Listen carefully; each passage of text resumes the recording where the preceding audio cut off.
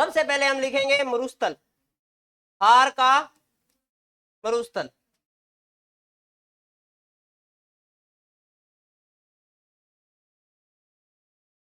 थार का मरुस्थल।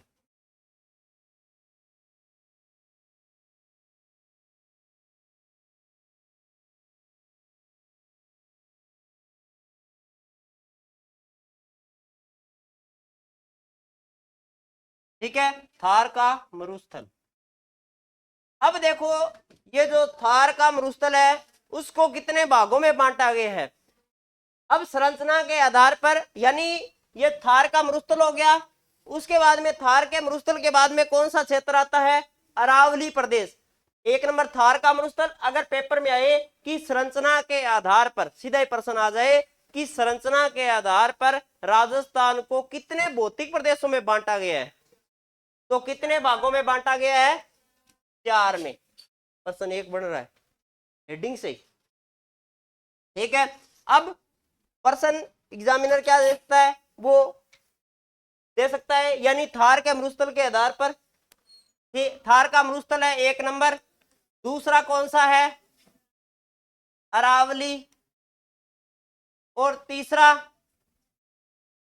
पूर्वी मैदान। और 4 नंबर पर कौन सा है, दक्षिणी पूर्वी पठारी प्रदेश। दक्षिणी पूर्वी पठारी प्रदेश। दक्षिणी पूर्वी पठारी प्रदेश के दो, चाहे हाड़ौती प्रदेश के दो, क्या कह देंगे, हाड़ौती प्रदेश। समझ में आ गई बात। प्रश्न आए कि संरचना के आधार पर राजस्थान को कितने भौतिक प्रदेशों में बांटा गया है, 4। कौन कौन से हैं, थार का मरुस्थल, थार के मरुस्थल के बाद में अरावली, अरावली के बाद में पूर्वी मैदानी प्रदेश, और पूर्वी मैदानी प्रदेश के बाद में दक्षिणी पूर्वी पठारी प्रदेश या हाड़ौती प्रदेश।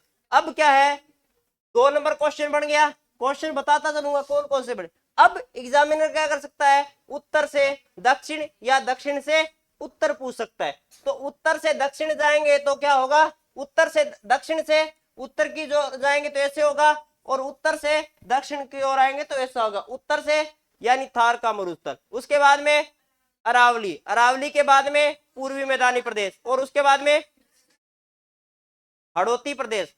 अब अगर पूछे दक्षिण से क्रम वाइज सेट करो, तो सबसे पहले आएगा हाड़ौती प्रदेश, हाड़ौती प्रदेश के बाद पूर्वी मैदानी प्रदेश, और पूर्वी मैदानी प्रदेश के बाद में कौन सा आएगा, अरावली, और अरावली के बाद में थार का मरुस्थल। समझ में आ गया। अब देखो इनकी डेफिनेशन लिखनी है, यानी ये जो थार का मरुस्थल है, थार का जो मरुस्थल है उसको कितने भागों में विभाजित किया गया है, तो 2। कौन कौन से, शुष्क और अर्ध शुष्क। ठीक है, तो ये लिख लेना। पहले लिखो थार का मरुस्थल, फिर अरावली, पूर्वी मैदानी प्रदेश, और दक्षिण पूर्वी पठारी प्रदेश या हाड़ौती प्रदेश।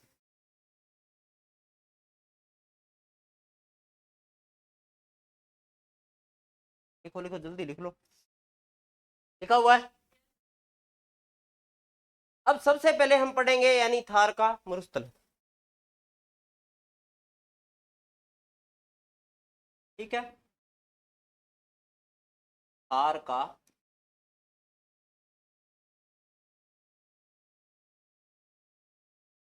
ये जो थार का मरुस्थल है ना, उसको हम कितने भागों में विभाजित करेंगे, 2 में। कौन कौन से हैं, एक तो है शुष्क,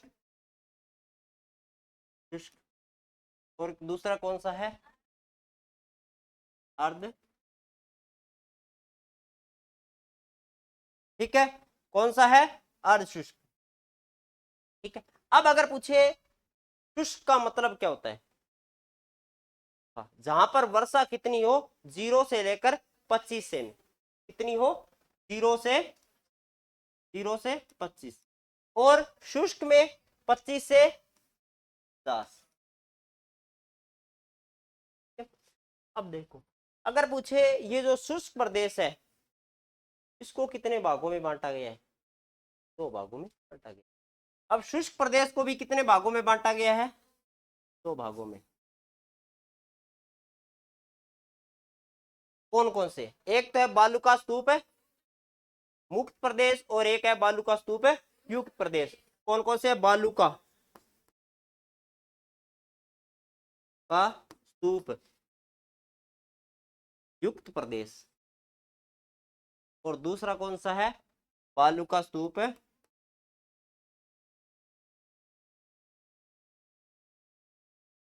मुक्त।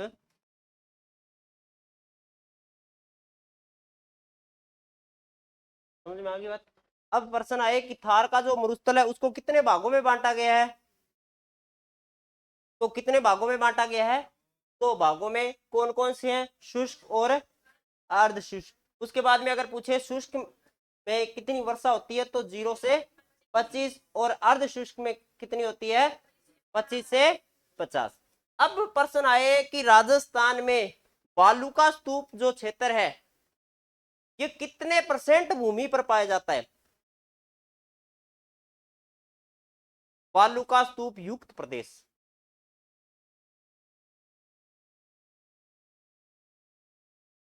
बालू का स्तूप युक्त प्रदेश कितने क्षेत्रों में? युक्त का मतलब क्या होता है? यानी जुड़ा हुआ, और मुक्त का मतलब अलग, यानी जहां पर बालू का स्तूप है। ठीक है। अब अगर पूछे बालू का स्तूप युक्त कितना है तो 58.10। ठीक है। और बालू का स्तूप मुक्त कितना है तो 41.10। अब पूछे कि ये जो थार का मरुस्थल है ये पूरे भारत का, सॉरी राजस्थान का कितना % है?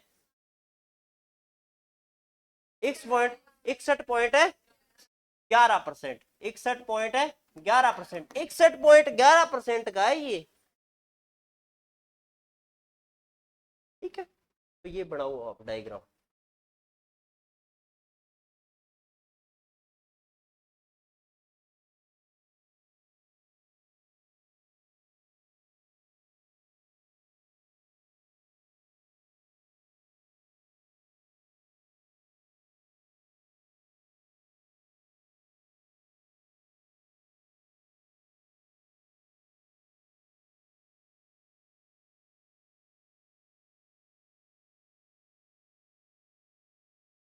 हीट वाले कितने हैं?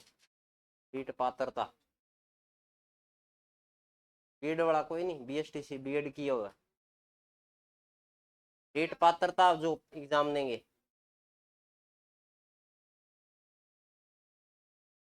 ये सब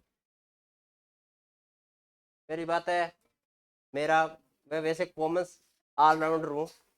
ऐसे नहीं कि हर सब्जेक्ट का अलग अलग, सीटी की अलग होगी, सेकंड ग्रेड के अलग है, कॉमन।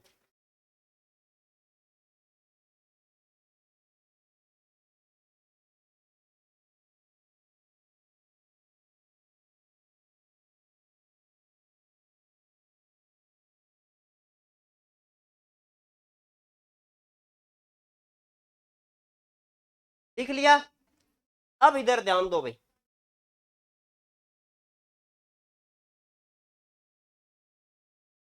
हमने मरुस्थल पढ़ लिया। अब यानी हमने बालू का स्तूप है युक्त पढ़ा और बालू का स्तूप है मुक्त पढ़ा। अब हम पढ़ेंगे बालू का स्तूप है, यानी ये तो हमने पढ़ लिया बालू का स्तूप और युक्त और मुक्त। अब हम पढ़ेंगे अर्धशुष्क।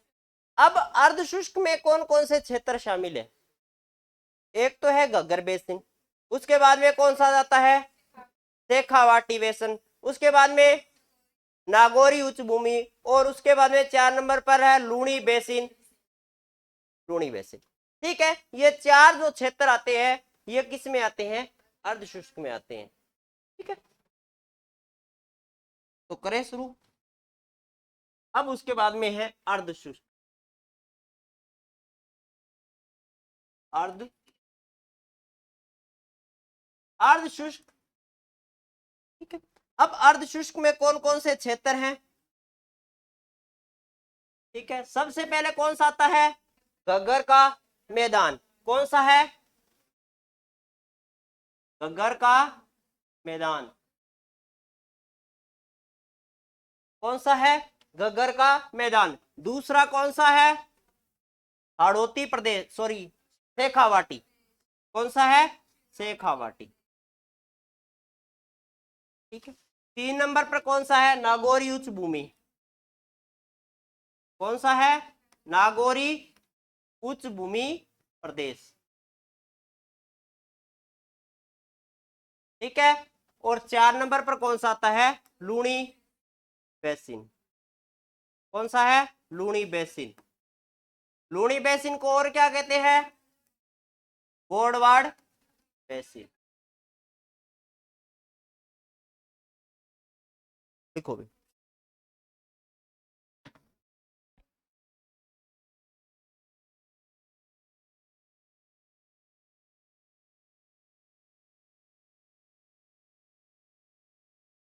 ये कौन? लिखो।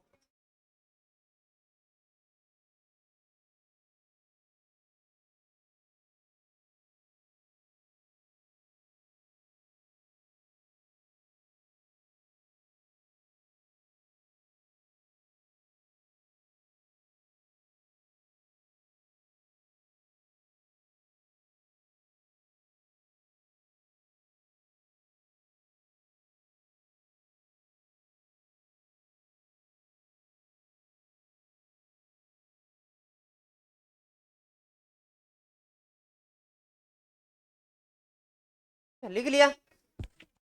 हाँ भाई, लिख लियो। ठीक है। अब आता है 2 नंबर पर कौन सा है? अरावली। कौन सा है? अरावली। कौन सा है? अरावली प्रदेश। कौन सा है? अरावली प्रदेश। अब अरावली प्रदेश है, उसको कितने भागों में बांटा हमने? 3 में। सबसे पहले उत्तरी, उसके बाद में मध्य, और उसके बाद में दक्षिणी। अब पेपर में प्रश्न आए कि उत्तरी अरावली की सबसे ऊंची जो चोटी है वो कौन सी है? रघुनाथगढ़। मध्य अरावली की टोडगढ़, और दक्षिणी अरावली की गुरु शिखर। ठीक है। अब देखो अरावली को, यानी उत्तरी अरावली, उत्तरी के बाद में मध्य अरावली, और उसके बाद में दक्षिणी अरावली। दक्षिणी अरावली के दूं चाहे निम्न अरावली। समझ में आ गई बात? अब उसके बाद में 3 नंबर पर आता है, और वो कौन सा आता है? पूर्वी मैदानी प्रदेश। अब पूर्वी मैदानी प्रदेश वह क्षेत्र है जहां पर नदियां बहती है। अब पेपर में आए कि ये जो माही नदी बहती है, माही नदी बहती है, ये कौन से क्षेत्र का हिस्सा है? पठारी प्रदेश का है या पूर्वी मैदानी प्रदेश का है? तो पूर्वी मैदानी प्रदेश का है। ठीक है। अब देखो उसके बाद में आता है पूर्वी मैदानी प्रदेश। कौन सा है? पूर्वी मैदानी प्रदेश। अब पूर्वी मैदानी प्रदेश में कौन कौन सी नदियां हैं? कौन कौन सी नदियां हैं?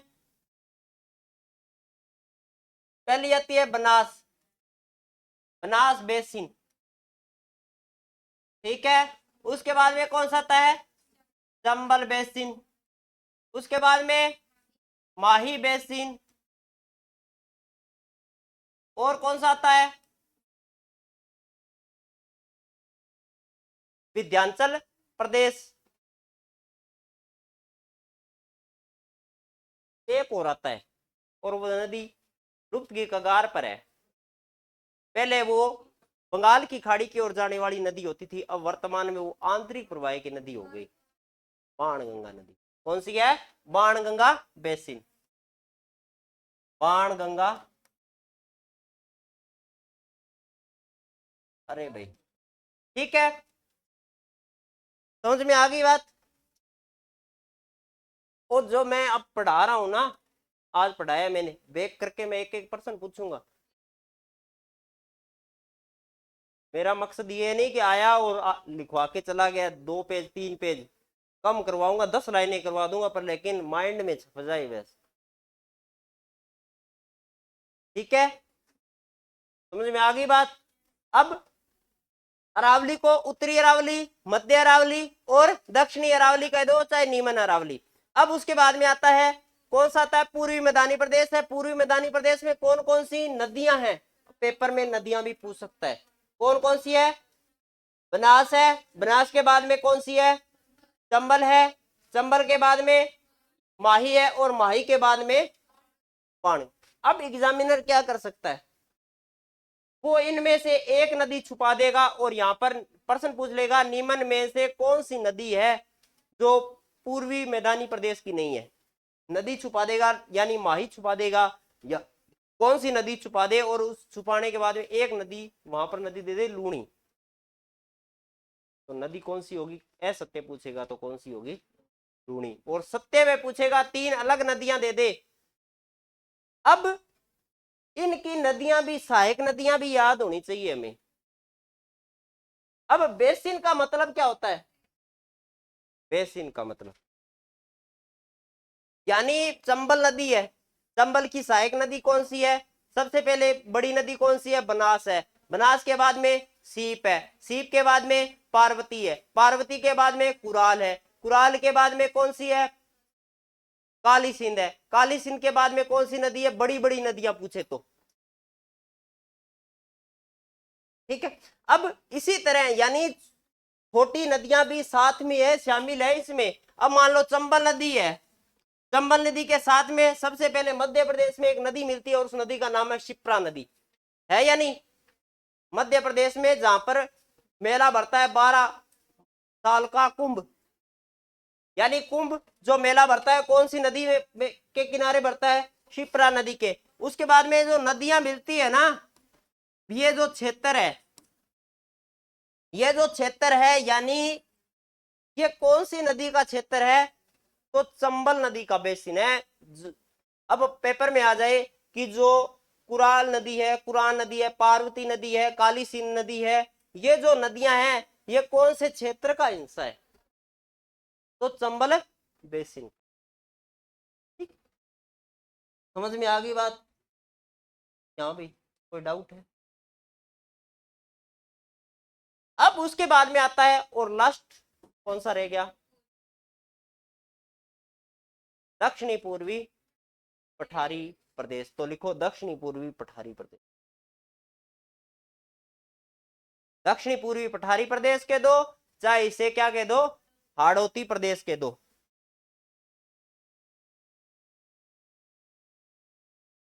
क्या कह दो, दक्षिणी पूर्वी पठारी प्रदेश के दो, चाहे हाड़ौती प्रदेश के दो।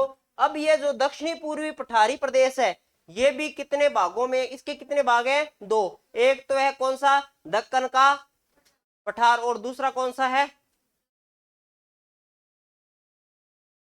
कौन सा है, विंध्याचल का। ठीक है, तो लिखो विंध्यन का पठार है, दक्कन का पठार है और विंध्यन का पठार है। समझ में आ गई बात, यहाँ तक कोई डाउट है। हाँ भाई, अभी बता देना, पीछे कोई डाउट यहाँ तक, ओके।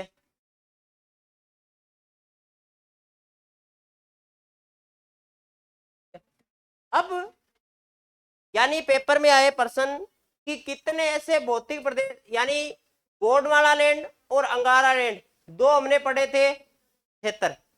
अब अगर पूछे क्या अंगारा लैंड के कुछ अवशेष राजस्थान में पाए जाते हैं, क्या भारत में पाए जाते हैं, क्या गोंडवाना अंगारा लैंड के, अंगारा लैंड के भारत में पाए जाते हैं क्या अवशेष।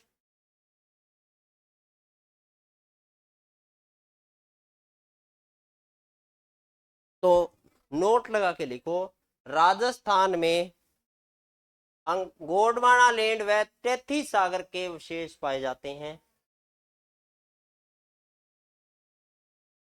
राजस्थान में गोंडवाना लैंड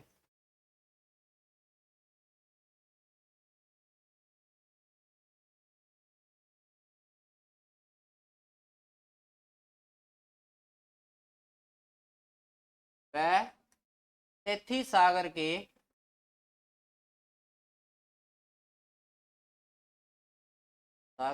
अवशेष पाए जाते हैं,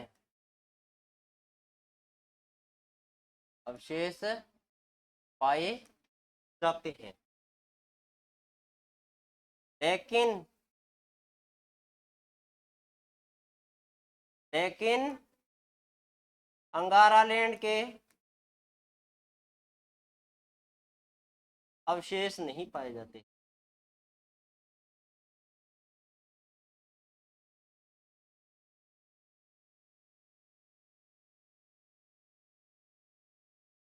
ठीक है, यानी प्रश्न आए कि राजस्थान में सिर्फ दो ही के अवशेष पाए जाते हैं, एक तो है टेथी सागर और दूसरा कौन सा है, अंगारा लैंड, सॉरी टेथी सागर और गोंडवाना लैंड। ठीक है, अब प्रश्न आ जाए कि क्षेत्रफल की दृष्टि से सबसे बड़ा भौतिक प्रदेश कौन सा है, सबसे बड़ा भौतिक प्रदेश कौन सा है, थार का मरुस्थल। ठीक है, वो पढ़ेंगे।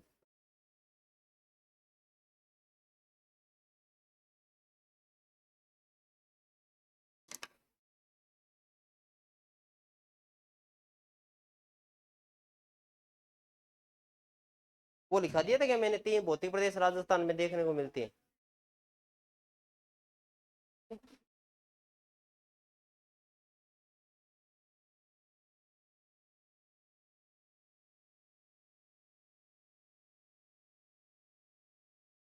अब यानी पढ़ेंगे, यानी भौतिक प्रदेशों का हेडिंग डालो, राजस्थान में भौतिक प्रदेश का क्षेत्रफल व जनसंख्या।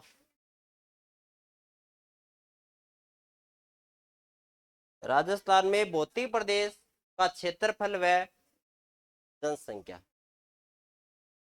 अब इधर ध्यान दो भाई, प्रश्न आ जाए कि ये जो राजस्थान में अरावली पाई जाती है, अरावली पाई जाती है ना, ये कितने % भूमि पर पाई जाती है राजस्थान की, 9%। 9% भूमि पर पाई जाती है और जनसंख्या कितनी है, 10% है। इसका निर्माण हुआ वो कौन से कालक्रम में हुआ, प्री क्रेमियन। और कौन से भूभाग का विशेष है ये, गोंडवाना प्लेट। अब उसके बाद में आता है, घटते बढ़ते क्रम में लिखते हैं। ठीक है, उसके बाद में आता है, या लिखूंगा उस टाइम बढ़ते क्रम में और घटते क्रम दोनों। अब उसके बाद में आता है हाड़ौती का प्रदेश, यानी हाड़ौती का पठार है, ये किसका विशेष है, गोंडवाना लैंड। अगर पूछे जनसंख्या कितनी है,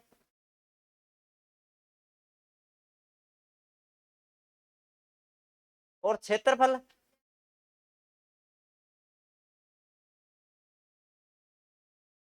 कितनी है जनसंख्या, 11%, और क्षेत्रफल 6.89। ठीक है, अब उसके बाद में आता है जो थार का मरुस्थल है, यहाँ पर ये पूरे भारत का कितना % है, 61.11 है। जनसंख्या कितनी पाई जाती है, 40%। ठीक है, किसका विशेष है, तेथी सागर। ठीक है, और इसका निर्माण हुआ वो कौन से युग में हुआ। ठीक है, अब उसके बाद में आता है 4 नंबर पर, और वो कौन सा है, पूर्वी मैदानी प्रदेश है। पूर्वी मैदानी प्रदेश है, ये किसका विशेष है, तेथी सागर का विशेष है। जनसंख्या कितनी पाई जाती है, 39% पाई जाती है। क्षेत्रफल कितना है, 23% है। ठीक है, और कौन से युग में इसका निर्माण हुआ, ठीक है, वो लिखेंगे।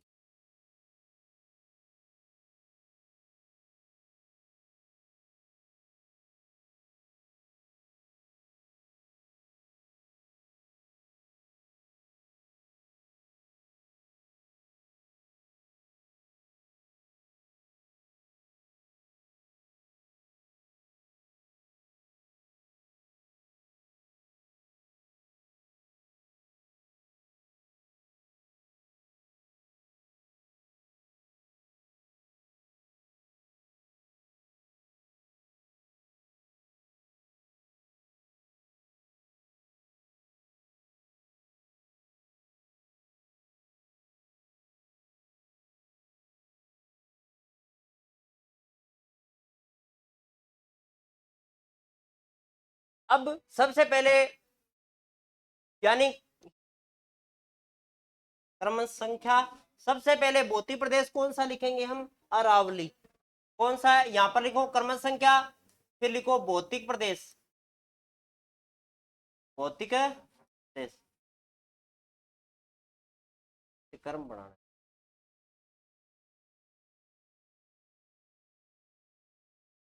ऐसे बढ़ना।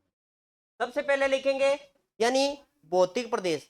अब भौतिक प्रदेश का नाम, उसके बाद है भौतिक प्रदेश के बाद में यानी समय, इसका जो निर्माण हुआ वो कौन से समय में हुआ, ठीक है। उसके बाद में आता है युग।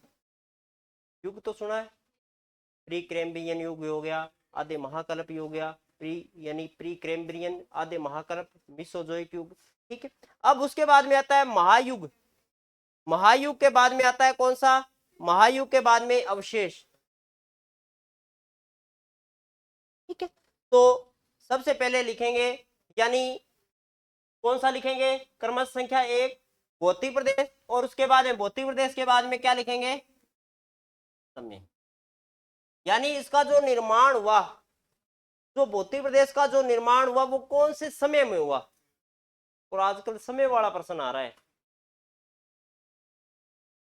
बाकी सारे रट्टे वाले हैं, समय वाला प्रश्न आ रहा है क्योंकि समय वाला याद भी नहीं होता, ठीक है। समय के बाद में आता है युग। युग यानी कौन से युग में हुआ, समय, और समय के बाद में आता है युग, और युग के बाद में आता है कौन सा? महाकल्प। कौन सा आता है? महाकल्प।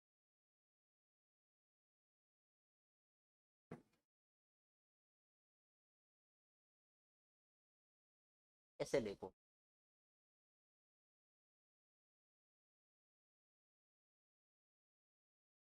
युग और शक और काल एक ही होते हैं। क्या मैंने शक लिख और काल एक ही। हाँ भाई। अब क्रम संख्या यानी 1 भौतिक प्रदेश 1, ठीक है। अब प्रश्न आ जाए, ये जो मध्य अरावली है यानी अरावली है, अरावली अगर पूछे राजस्थान का सबसे प्राचीन भौतिक प्रदेश है, तो राजस्थान का सबसे प्राचीन भौतिक प्रदेश पूछे तो कौन सा है? अरावली। सबसे पहले यहां पर लिखेंगे कौन सा? अरावली।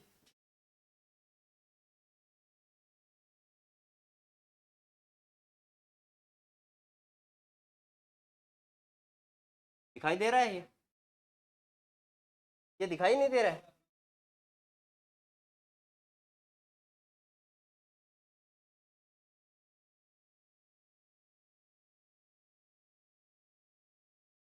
क्या? अरावली।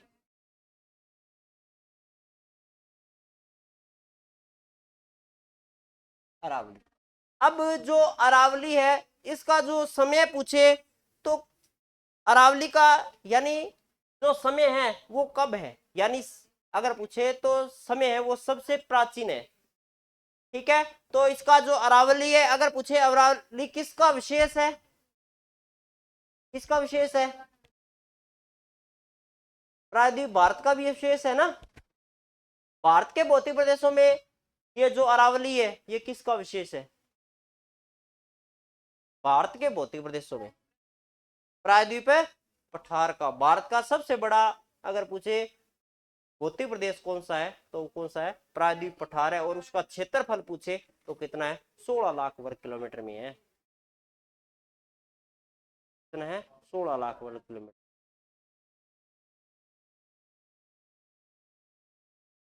अब देखो समय सबसे प्राचीन, सबसे क्या है?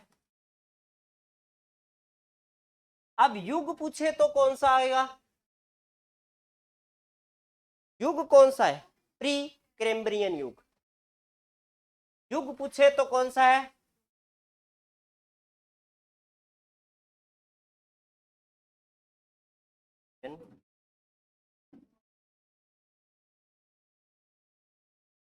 अब यानी ये जो प्री कैम्ब्रियन युग है, अब उसके बाद में अगर पूछे यानी ये कौन से महाकल्प का है? महाकल्प पूछे तो कौन सा है? तो ये जो महाकल्प है कौन सा है? Pre Palaeozoic.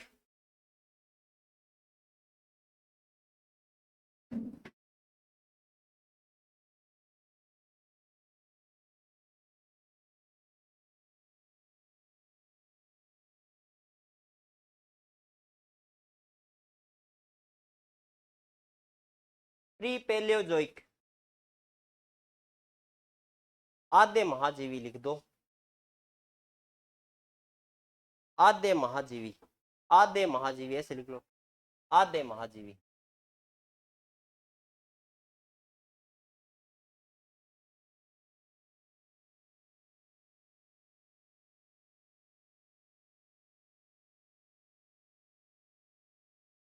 ठीक है,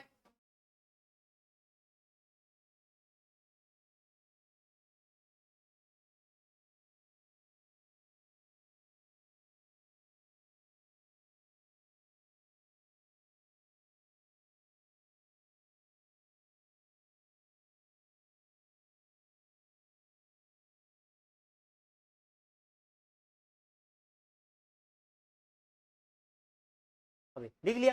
अब उसके बाद में आता है 2 नंबर पर कौन सा आता है? तो हाड़ौती का। तो 2 नंबर पर लिखो हाड़ौती का।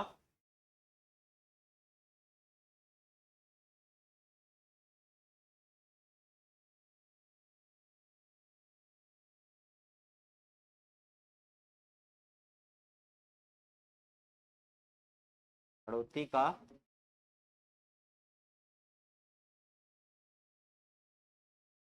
हाड़ौती के पठार की अगर नदी पूछे तो कौन सी है नदी? नदी पूछे तो मुख्य नदी कौन सी है? चंबल नदी। ठीक है, अब सबसे प्राचीन है, उसके बाद में दूसरा प्राचीन। सबसे प्राचीन अगर पूछे राजस्थान का सबसे प्राचीन भौतिक प्रदेश कौन सा है? अरावली है। दूसरा कौन सा है? कौन सा है दूसरा प्राचीन? दूसरा प्राचीन, यानी दूसरा प्राचीन है ये कौन सा भौतिक प्रदेश है? तो कौन सा है? अब अगर पूछे कि ये जो युग है कौन से युग में इसका निर्माण हुआ? हाड़ौती का जो पठार है उसका निर्माण हुआ वो कौन से युग में हुआ? तो क्रीटेशियस युग में। कौन से युग में हुआ था? क्रीटेशियस युग।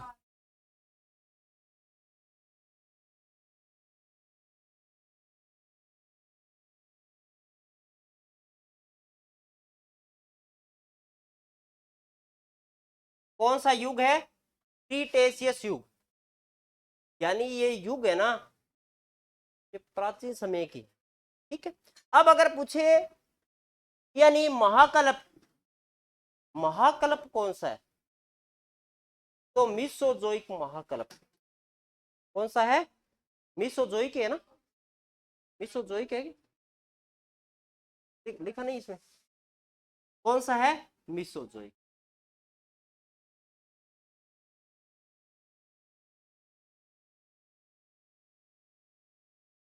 अब आप देखो मैंने तो लिख दिया, मैंने तो लिख दिया, अब आप लिख लो मीसोजोइक है।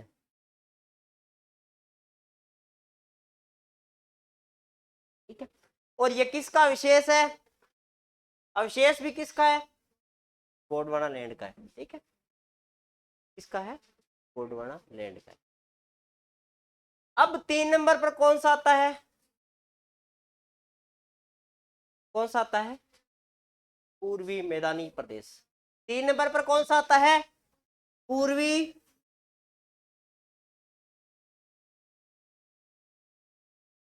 कौन सा है? पूर्वी मैदानी।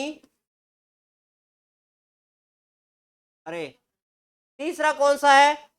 पूर्वी मैदानी प्रदेश। अब अगर पूछे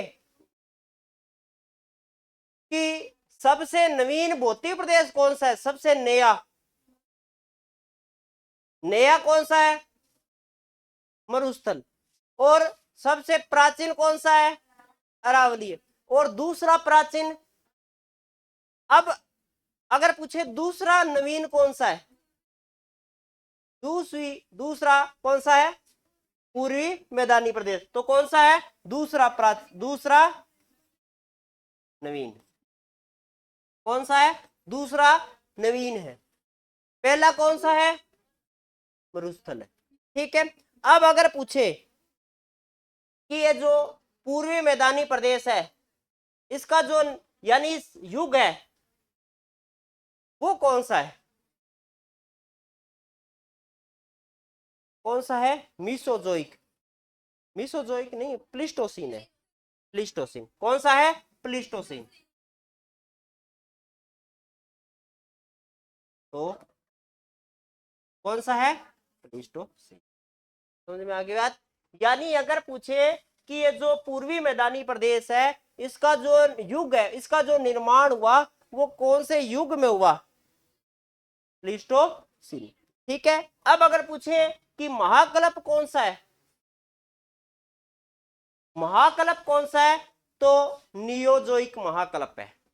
कौन सा है, नियोजोइक।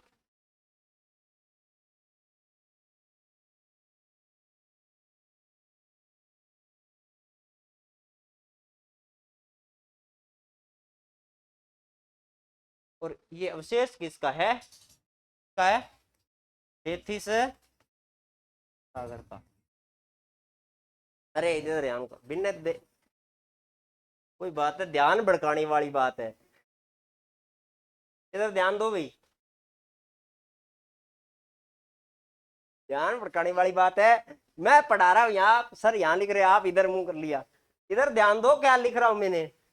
भाई बात है कि एक वेट वाली बात है, एक वेट बिना चाल पड़े सारा वही बात है भाई, इन्हें सर करवाने लग रहे हैं, इन्हें जो भी लिखे है और थे, मैं इन्हें 33 आगे लिखो थे, इन्हें सर का देखो भी के लिखे,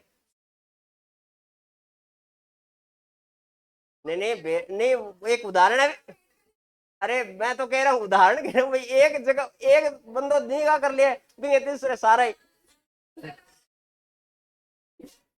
अरे उदाहरण है मैं तो। ठीक है, अब चौथा लिखो कौन सा आएगा, नहीं नहीं लिखवाऊंगा, 1 मिनट की बात है, क्या टाइम। हाँ भाई, एक और लास्ट कौन सा रह गया, मरुस्थल रह गया, कौन सा है, मरुस्थल, कौन सा है, मरुस्थल है। अगर पूछे कि इसका जो समय है वो कौन सा है, कौन सा है, सबसे नवीन, प्रथम नवीन या सबसे नवीन, सबसे नवीन, जल्दी लिखो, सबसे नवीन। अगर पूछे इसका जो कौन सा युग कौन सा है, वो तो आपको पता होना चाहिए, मैंने लिखवाया भी है शायद कल, युग कौन सा है, अभी बोल के गया था, तो कौन सा है, प्लीस्टोसिन, पर्बोकार यानी युग, पर्बोकार्पेशियन, हाँ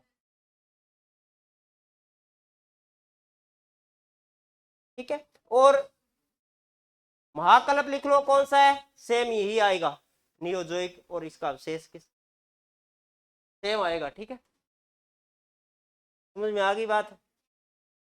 हाँ भाई, कोई है ऐसा स्टूडेंट जिसको नहीं समझ में आई, आप गुस्सा मत कर लेना उस बात का, मैं तो मजाक कर रहा था। अरे क्या होता है, नहीं वो, अरे होना भी तो चाहिए। अब यह सुस्त एक ना, कल आप मेरी क्लास में बैठो ना, तो ऐसे होना चाहिए कि हम पढ़ रहे हैं, अब मैं पढ़ाता हूँ, मैं ऐसे एक्टिव होकर पढ़ाता हूँ ना, तो चीज पढ़ानी है, बस लिखानी है तो लिखानी है। आप अपने यानी ऐसे रहा करो कि यार हम सीख रहे हैं, एक्टिव रहो, जितना एक्टिव रहोगे ना उतना ज्यादा है। समझा कौन नहीं, अभी तो मैं क्लास 10 दिन और लगाऊंगा ना, तब समझोगे।